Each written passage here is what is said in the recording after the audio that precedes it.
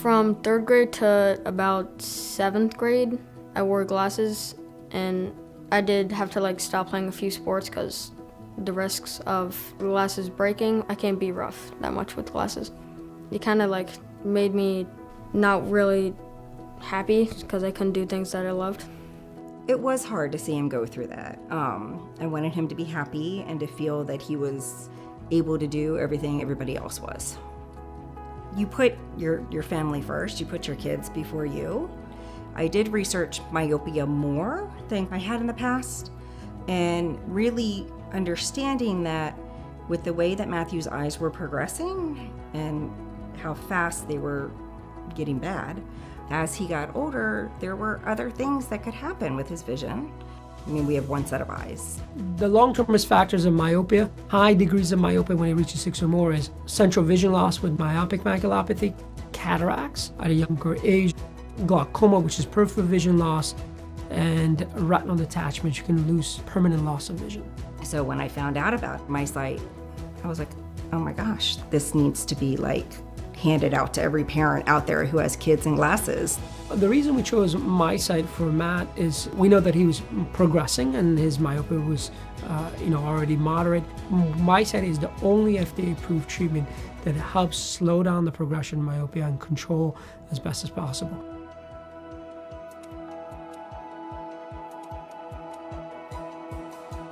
So when we went back for his year checkup and his vision hadn't changed, I was ecstatic.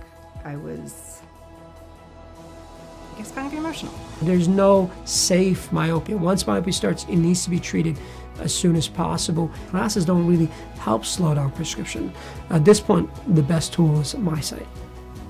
Getting contacts definitely boosted my confidence with just doing what I used to do, and it just helped me get back to my normal self. With the glasses, I just saw a box around my eyes and everything, but the contacts are just like new pair of eyes.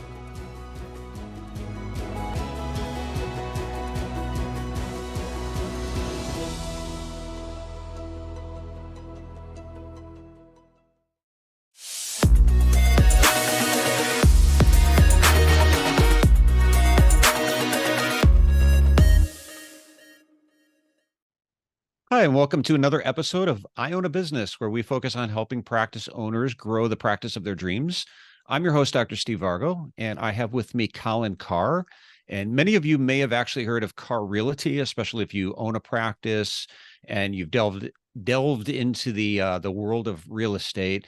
Colin is the founder of the aptly named Carr Realty, a nationwide commercial real estate company with a team of 150 experts that exclusively represent the unique needs and interests of healthcare providers.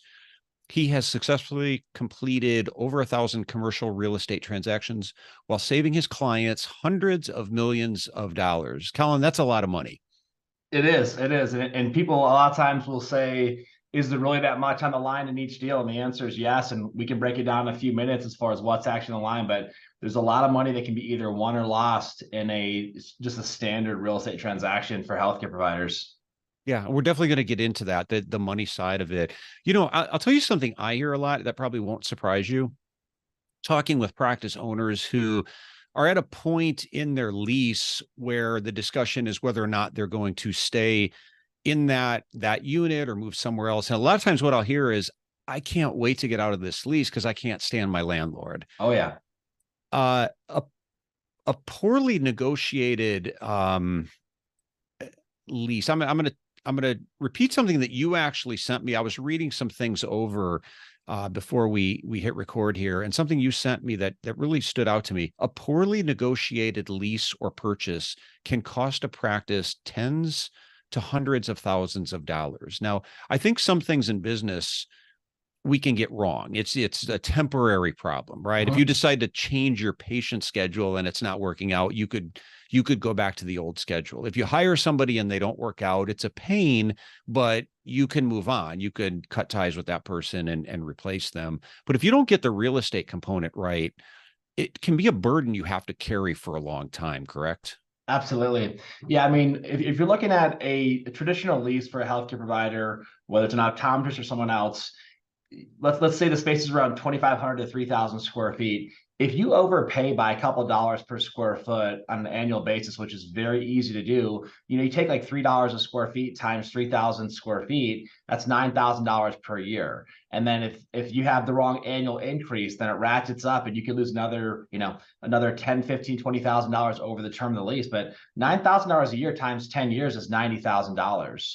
And then if you don't get the right free rent package, if you don't get the right build out package, if you don't get the right tenant improvement package, all of these costs compound, and you find yourself in a scenario where you overpay by literally like I said, minimum tens, if not hundreds of thousands of dollars over a 10-year period. And then some of those are even more costly, like let's say tenant improvement or build out allowance. If you have to borrow more money and then you're paying interest at 6, 7, 8% over the next 15 years on your practice loan, again, it just keeps compounding further. So we don't want to make it more than it is, but we certainly don't want to make it less than it is. And the bottom line is that, landlords specialize in figuring out how to capture as much of that margin as possible. And a lot of healthcare providers, unfortunately, don't have the training there, don't have the expertise or the time to do it. And, most of them go into these transactions and just get completely clobbered in these negotiations, don't know the difference. And then I'll take it one step further. If you didn't do a good job on your original lease and then you go to renew your lease and you're several dollars a square foot above market, it compounds even further. It's even that much harder to get the landlord to come back to a market rent or to get them to give you market concessions if you missed it on the first go around. So yeah, overall, a lot of money on the line, and nobody wants to voluntarily give up a couple $100,000. And I think, like you said a second ago, this isn't like, hey, I overpaid on a commodity and I'm gonna buy it at a better price next month. You get one crack at this thing every 5, 7, or 10 years, or once in your career if you purchase. The phrase "you don't know what you don't know" is going through my head, and you're right. A lot of the healthcare professionals in general, they were just not trained in this area, that it would seem that the landlord has an unfair advantage in these negotiations. I like to think I can help doctors in a lot of different ways, but sometimes somebody asks me about something and I have to say, I'm probably not the most qualified to do that. I think back to a time years ago, somebody actually sent me an 82-page lease written in complete legal jargon. Yep. And said, can you review this before I meet with my landlord tomorrow? Now, I know what I don't know. And I said, I don't think I'm the most qualified to go over that. You should probably talk with someone like you or an attorney. So as far as simplifying the process for doctors, negotiating leases and contracts, it can be daunting. And like you said, doctors don't have the training in that area. So how do you simplify this process for doctors and make it easier for them to understand and to make informed decisions? Yeah, it's a great question. Well, here's what I can tell you. Whether you're a healthcare provider or I don't care what industry you're in, the savviest of anyone in a profession knows what they don't know and then hires experts to help them in those areas. Like, for instance, tax law changes every year. If you're doing your own taxes as a business owner, you're probably not capturing all the benefits and doing what you should be doing. If you're reviewing your own 82-page lease document as opposed to giving that to a savvy real estate attorney that reviews literally thousands of contracts per year, you're not a savvy healthcare provider. And it's the same thing when it comes to practice management, when it comes to hiring, when it comes to training. You want to find people that are skilled in the area that you're not. And it's not a sign of weakness, it's a sign of intelligence and strength. Like, you find the people that are the best suited to help you. And so that's what the savvy doctors do is, they don't try to design their own space. They hire a great architect. They're not in there like, they're not running to Home Depot building their own cabinets and their own millwork and so forth. They're hiring a good contractor. And it's the same thing when it comes to real estate. It doesn't matter if you've done a deal or two or three. Like, nobody can master anything in 2 or 3 transactions or swings of the ball. You just can't do it. So hiring somebody who has expertise in an area that you don't, that can save you a ton of time, a ton of money. And I'd say equally as important is they can give you peace of mind that what you're doing is the best process. Like, I would tell you, people love to save money. I love to save money, but I also like to have peace of mind that I'm not missing something. Like, I don't want to make a decision on a concept like a commercial lease, and then every night that I go to bed for the next 10 years, wonder if I messed it up or if I just lost $250,000. The peace of mind is invaluable. And when you work with really talented professionals, they deliver results. They'll save you time, they'll save you money, whatever you're hoping to accomplish. but they give you a peace of mind that it's being done at the highest and best level. And that to me is invaluable. Colin, what about the office space itself? Because that's another common topic that'll come up when somebody's moving. A lot of times you've been in a certain location, the practice has grown and you're looking to expand, and people want to know, should I move into 2,500? Should it be 3,500? And I know there's variability there, but what are maybe some of the top mistakes doctors make in terms of the office space, whether it's, I don't know how far Carr Realty, maybe you could help elaborate on that, gets involved with the design, consulting on square footage and things like that. I think back to the time, once in my life, I had a house built. We built a house. I hated it. My wife loved it. If I never did it again, that's fine. But where we got help is a friend of ours actually came in and he looked at the layout and the plans, and he mentioned a lot of things we hadn't considered. And he said, that room should really be bigger for this reason, and that door should be there, and the window you definitely want to move over here. And it all made sense. And I'm glad we had those conversations before we had the house built, because it was easy to go back to the the contractors and have those changes made. So what are some of the top mistakes you see with doctors in terms of the office space, and how do you help them in that area? Yeah, well, let's start with the one you just mentioned, choosing the wrong square footage. That's a very common one. And, there's a balance here, like in a lot of things. You want to make sure that it's not too large. Like, you don't want a space that it's going to take you 6-7 years to grow into. If you're doing a 10-year lease, that's too much money you're going to waste up front. But at the same standpoint, you can't outgrow that space in 2-3 years. So you want to find a square footage or a size of a space that's going to work for you. You'll have to grow into it. Certainly you'll overpay in the beginning, but there's like a break-even point where you don't want to be overpaying for a space you're not using for more than a couple of years. So getting the right square footage, very important. And then, as you mentioned, if you've never built out a space before, let's say you inherited a space from a practice you purchased, or let's say that this is a scratch start or a brand new office, having the architect and the contractor like tape off that space and like you actually walk in it, that's a very simple process. Even if they charge you a couple $100 to do it, that's a really valuable step in the process, because you might walk into what you see as a room on a floor plan and say it's good on the floor plan. Then you walk in there and it's taped off and you think there's no way this is the right square footage. So that's there. And then you get into another concept too, working with architects and contractors that understand the unique needs of healthcare providers. It's different if you're a dentist versus an optometrist. Like, for instance, you and I know that you don't want a window with light coming into the exam lane. Like, you don't want that there. But if you're working with someone who's never done an optometry office and it's a dental office, they want the natural light. So you get into these unique differentiators between, well, why wouldn't you want all your rooms where you see patients on glass and in windows? And you have to explain to them that's not how we do it. We need it pitch black. We want it dark, what have you. So there's differences with architects, contractors. That's a big mistake. I would tell you the number one mistake, and I could probably give you 15, so I'll try to squeeze this down. But the number one mistake that healthcare providers make, and we've alluded to it, is they take the do-it-yourself approach. And there's no way to do this properly if it's done yourself. And let me give you a couple reasons why. The landlord is going to go into any transaction when they're going up against someone. I don't care if it's a healthcare provider. I don't care if it's a CPA, if the attorney. They're going to assume that they don't know the market. They're not an expert. They're not skilled at negotiating when it comes to commercial real estate. And they're going to assume that they don't have the savvy that it takes to win. Okay? There's no way around it. And here's why. Because if Charles Schwab was leasing a space in the building, their broker would be calling, not Charles Schwab themselves. When Starbucks goes to market, they don't have some random person at Starbucks calling. They have a broker in every single market that's doing the real estate for them. They have real estate managers internally, but they hire a broker on every single transaction.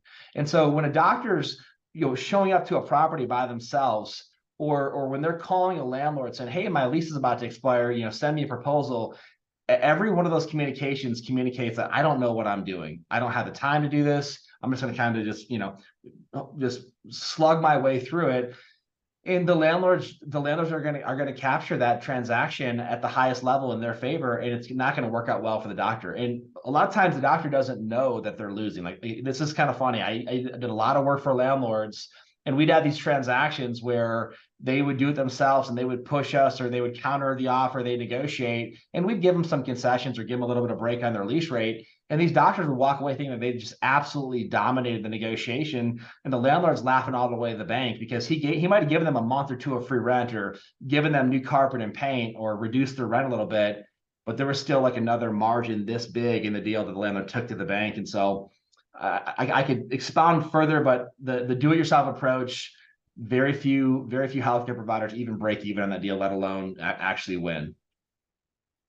So the and I want to circle back to that in a minute. This, I guess what's appearing is to be an unfair advantage that a landlord has over the person looking to lease space. But on the topic of leasing versus purchasing, because that's another common topic that comes up. Now, typically, I suppose there's exceptions, but for most cold starts, a lot of doctors going into practice for the first time, they're usually looking to lease. And it's usually after, their second, third location. The question becomes, does it make more sense to purchase? What are some of the considerations doctors should consider in those situations? Well, that's a great question too. And I summarize, should I lease or purchase? I mean, that thing comes up from almost everyone we talk to, anyone, whether it's a startup or whether it's established doctor, they're asking that exact question. So the first thing, and this is a very simple way to look at it, is there any products available or any spaces available that meet your needs for sale? And the answer could be, in some markets, no. You could be in a certain area that you want to be located in, or maybe you're already established and you don't want to go outside of a certain trade area. And you could say, hey, are there any spaces or any buildings available that are 3,000 square feet for sale? And the answer could be no. Like, it's not like residential where there's always a house for sale in some neighborhood. For every one space for sale, there's going to be 100 for lease. So inventory is very challenging when it comes to purchasing for commercial real estate as a whole. So it could be that you want to own and there's nothing available. Well, that just answered the question for you, because you can't make a building come out of thin air. The next question becomes, is there any land? Could I build a building in that scenario? And the answer typically is yes, but you can't build a 3,000 square foot building. It doesn't make sense financially. You don't have the capital typically, or if you do, it's going to be at such an astronomical price per square foot that it won't pencil or be very challenging to pencil. And that's kind of a generality. So you can do it, people do it, but it's very difficult. So let's say that you go to market and you find some options available that are for sale and they are for lease that you like. And that's really my recommendation. Is I would tell you, don't make the decision before you go to market. Go to market, look at all your options. Look at your options to lease, look at your options to purchase, look at retail, look at office, look at multi-tenant, look at standalone. Don't predetermine what you think is the best property for you, because you don't know until you get there. Even established doctors, you might think that there's a better option available to you, or it's a better fit depending on the type of property, but it might not be based upon the economics. So go to market, look at options to lease, options to purchase, look at retail, office, etc. And then you'll start to determine very quickly if you like or don't like the property. If you don't like the property that's available for sale, same thing. We're not going to pursue it. There's times when there's an option for sale, but it's an inferior location. It doesn't have the right access or parking, or maybe it's got neighboring tenants that are very undesirable. That's not going to be what's best for your practice. So are there any spaces available that meet your needs? Number one. Do you like the spaces that are available for sale? Number two. And if you do, then you get on to the third and the most important equation, which is the economics. Can you afford the down payment? Can you afford the monthly payment? What's the effective cost of buying the building, building it out, and then what type of tax deductions do you get? What type of depreciation do you get? And that's really an economic calculation. It becomes very simple if you have a good purchase versus lease analysis, because it'll show you, here's my upfront payment to lease versus owning. Here's the effects after I write off the entire lease payment and any operating expenses versus the interest and the operating expenses on the purchase side. And then how about after I depreciate it? And then on the purchase side, how much principal am I paying down per month? Because you could have a scenario where maybe it costs $6,000 a month to lease, $10,000 to own, but you might be paying down $3,000 or $4,000 a month in principal. And so the effective cost of owning might look higher to start, but it could come down and be very close or even better or lower than leasing. So the economics at the end of the day are going to drive the process. You might see a property you like, you might, love the property, but if you can't afford it, it doesn't work either. So long story short on this question, is there anything available? Do you like it? Can you afford it? What's the cash flow? What are the tax deductions? And then if you clear all three of those major hurdles and there's an option to purchase, that's usually going to be in your best favor. Because at the end of the day, if you got to cut a check to a lender for a mortgage every month, but it pays down principal and you build your net worth every month, it increases, versus a landlord and you get a write-off, but you don't get any equity, at the end of 20 years, you're going to probably have an asset that's worth as much or more than your practice with the real estate. And if you can do that and you like the property and it fits your needs, that's going to be a very savvy, financial decision for you. That's going to most likely make you a lot of additional money. I know there's a lot of different considerations, but what are some of the main ones as you talk about, how to decide what location to invest in, whether that's a purchase or in many cases a lease? We look at things like you mentioned before, like parking, accessibility, traffic, foot traffic. So maybe a two-part question here. What are some of the main things that you advise clients on? And maybe what has changed in the market as well? So there's an OD that I'm friends with, and I actually worked with him for a brief period of time, and he's very successful, and he had multiple practices. And I asked him once, how do you determine the location? And he said, how I determine the location? I was reading an article once about how McDonald's spends $1 million per location just to assess that location. $1 million. This was a long time ago. It's probably much more now. And he said, I would just wait for a new McDonald's to pop up, and then I would set up a practice across the street. He said, that doesn't really work as much anymore with vision plans. That these practices go back a long way because now, people are finding practices through different means. Mm-hmm. But, what matters now too? I mean, is it still a significant factor to be on a busy intersection, or has the market changed enough that that's not as relevant as it was because people are now, for better or worse, in many cases, finding their doctors through things like vision care panels?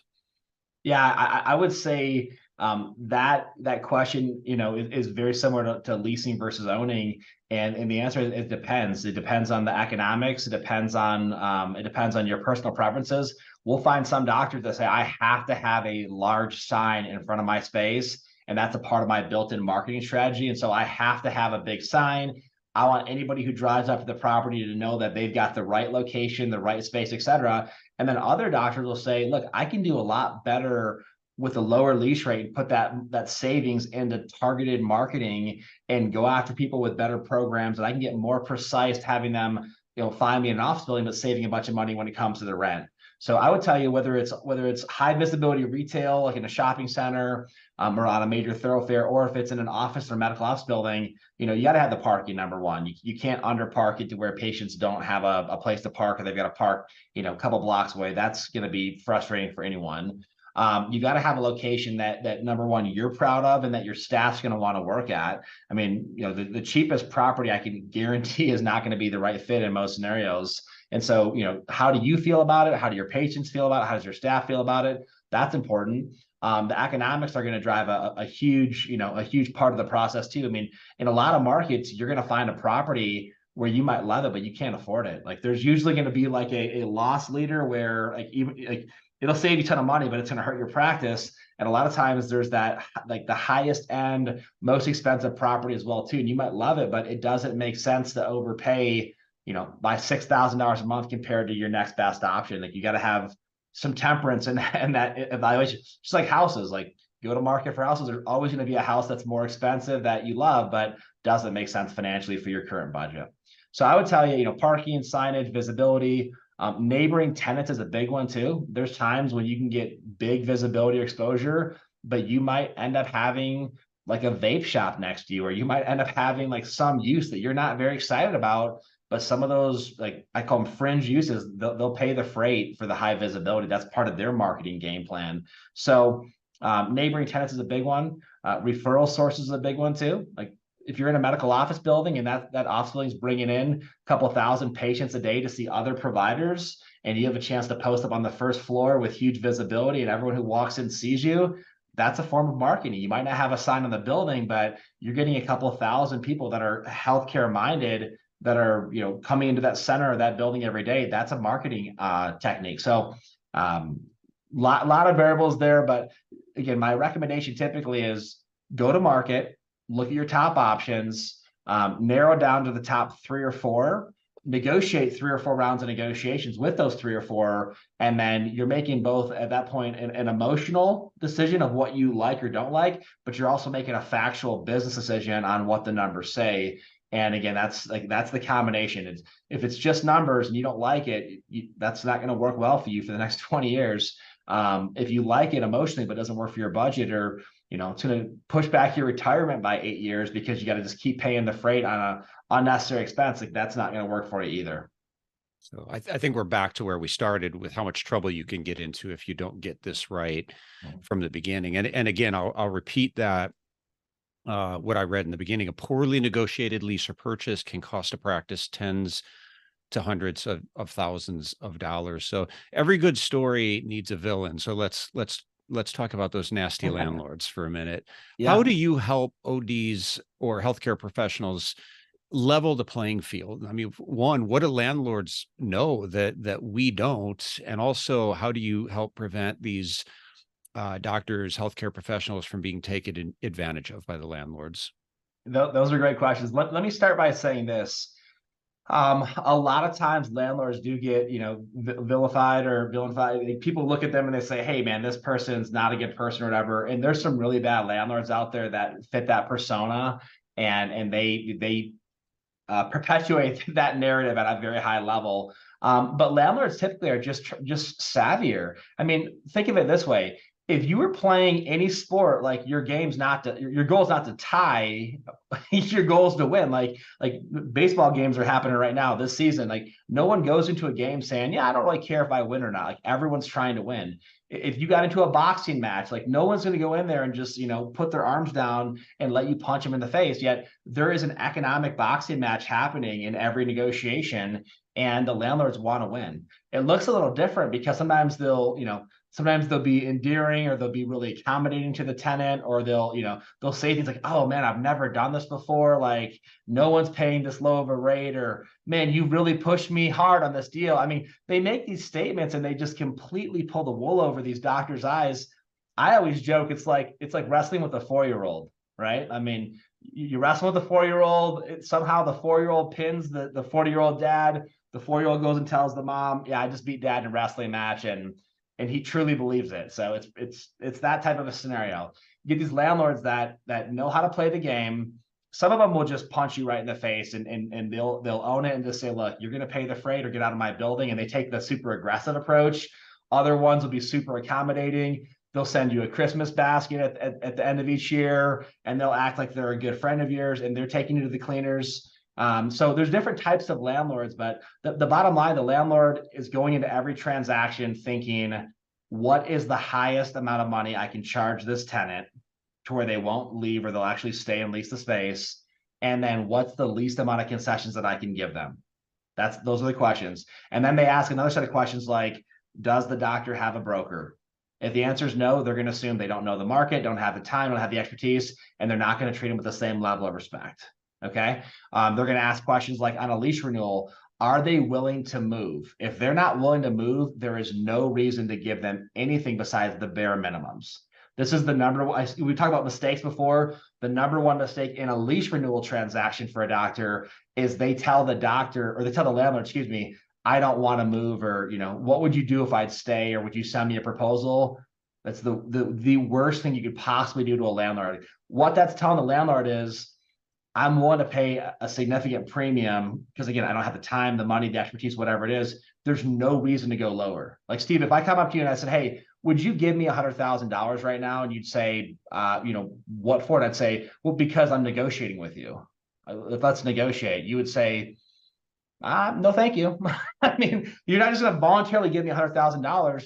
There'd have to be some fear of loss to you to where you think you would lose more than 100,000 if you didn't give me 100,000. And that's what's happening in a lease negotiation. If you're a doctor in a space and your lease is coming up for renewal and the landlord knows you can't move, there's no reason to do anything for you except charge you the highest amount of money. And people aren't thinking this one. Like they're walking into these negotiations. I'm just going to tell the landlord that I want to stay. Like there could not be a worse strategy possible. Like they'll say, I don't have the time to move, or whatever it is. It's just there has to be a strategy and a posture. And so landlords know how to strategize. They know how to posture. They know how to make it uncomfortable. But the key to every negotiation, specifically with landlords, is what will it cost the landlord if you do vacate that space, or if that space sits vacant for another 6 or 8 months. And you have to have a strategy to get them to where they have the opportunity to feel some pain if you leave or don't do the deal. And that's how you start to level the playing field. You start to incorporate a strategy where you're putting one landlord against another landlord, or you actually do threaten to leave and give them a vacant space. Those are the things that get landlords full attention, and those are the same strategies that Charles Schwab or Lockheed Martin or Starbucks or Chipotle, those are the things that those tenants know that levels the playing field against the landlords. Doctors go into these negotiations and they just show the landlord all their cards. They have no strategy, no posture, and they are literally just begging the landlord for a better deal. And it doesn't usually work.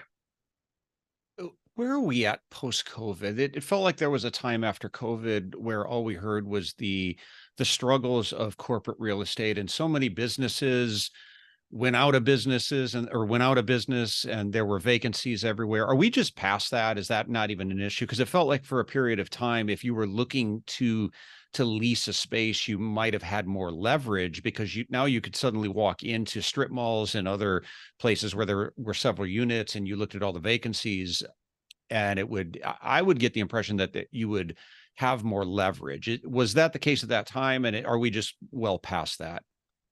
That's a very interesting question. I would answer like this and say, when COVID first hit, I think everyone was very uncertain and nervous of what's going to happen.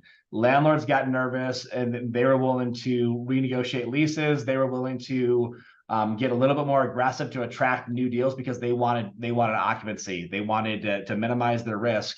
After everyone realized that the world was going to not fall apart and continue, landlords became pretty bullish again.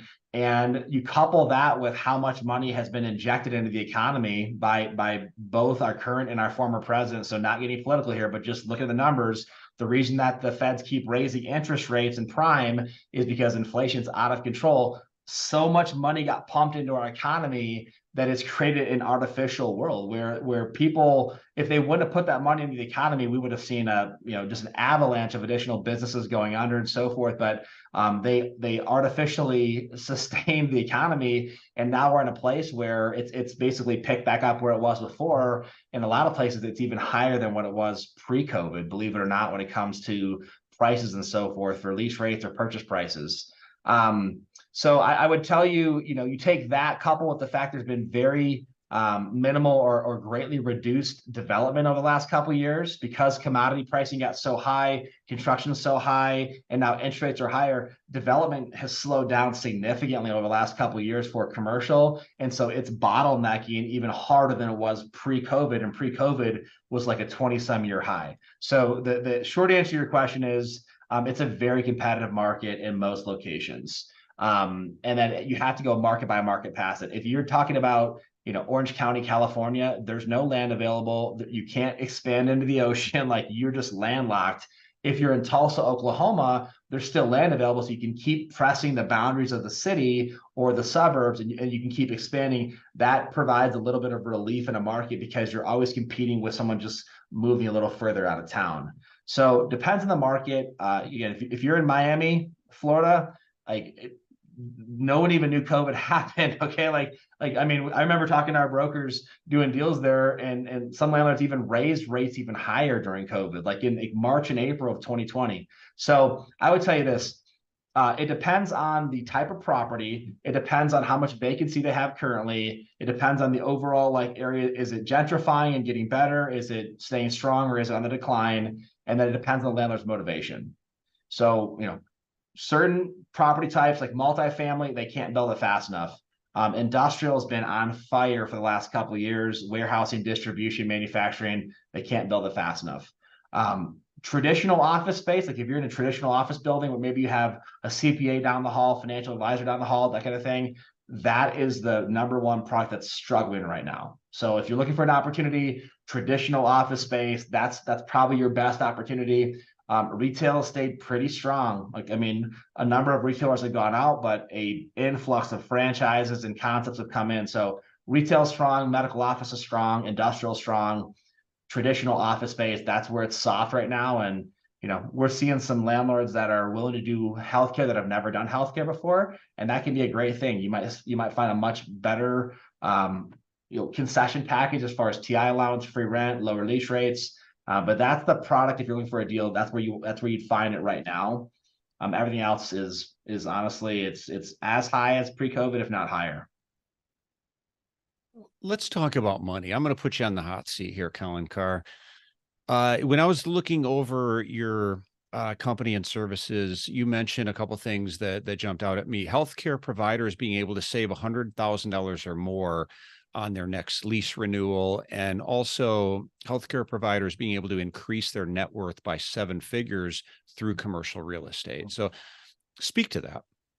Yeah, so if you go out there and you purchase a building for your practice, whether that's a 3,000 square foot office condo, or maybe it's a 5,000 square foot building and you lease half to someone else. I mean, it's to me very rare for that total project not to exceed over $1 million as far as the real estate purchase plus the internal build outs. Most likely it's probably $1 million building plus build out. You take that amount of money and then you throw on there even a minimal 1 or 2% appreciation number per year, which historically is what real estate averages. Even though the market does go down and up, it goes down and up on an angle, just like the stock market. And so if you buy a building for $1.2 million and then you put $500,000 into it, and then that appreciates at 2%, and then you pay that building off over the next 15, 20 years, which you will, because commercial loans, by the way, are typically 20-year terms, not 30 like in residential. You can get a 25-year SBA loan, but that's typically a 15, 20-year commercial loan. You look at every month that you cut a check, you're building your net worth and paying down the balance of your loan. You're building your net worth by a couple $1,000s per month. And at the end of 15, 20 years, you'll have an asset that's worth $1 million or $2 million. And it's no different than like a 401k. Like if you put a couple $1,000s a month in a 401k and then turn around after 15, 20 years, you're going to have probably a couple $1 million, just the way the numbers work. So if people want to create an additional asset, if they want to really look at their net worth, owning real estate is a phenomenal way to do it. And commercial real estate for your practice is predicated upon if you will be in business. Like that's what it comes down to. I mean, there's no better tenant to bank on than you as your own practice owner. And then even when you sell the practice, you can write a 10-year lease or a 12-year lease and make that a requirement for whoever wants to buy your practice, which that's very simple to do and happens every day. So, I mean, you might pay the building off over 15, 20 years, write a 10, 12, 15-year lease, the person that buys your practice. And I mean, you look at not only the principal pay down, but also the depreciation and the tax deductions you get as well too. I mean, you'll save $500,000 or more in tax deductions over 15, 20 years. And your net worth will probably go up by $1 million, $2 million just off the value of the real estate that you pay down. So commercial real estate ownership is tremendous, and we can pivot to the lease renewal too. But if you want to camp there for a second, I have anything else to say. But owning real estate is a tremendous way to build wealth. Yeah, no, continue if you want to talk about the lease renewal. Yeah, and then on the lease renewal, the vast majority of lease renewals have an annual increase built into them, and typically that annual increase outpaces inflation. Now, I know the last 2 years we've seen record inflation, 40-year highs, but prior to that time, or even look at where the market's at today, you got a lease that starts at a number and it ratchets up every year, 2%, 3%, 4%, depends on the terms, and then you have inflation. Well, in the majority of leases, that lease is going to be higher when it finishes in year 10 than where they're marketing vacant space at in the building or where they do a brand new deal at. And so the game plan is not, can I get my landlord to renew my lease? The game plan is, how can I get my lease back to a market number?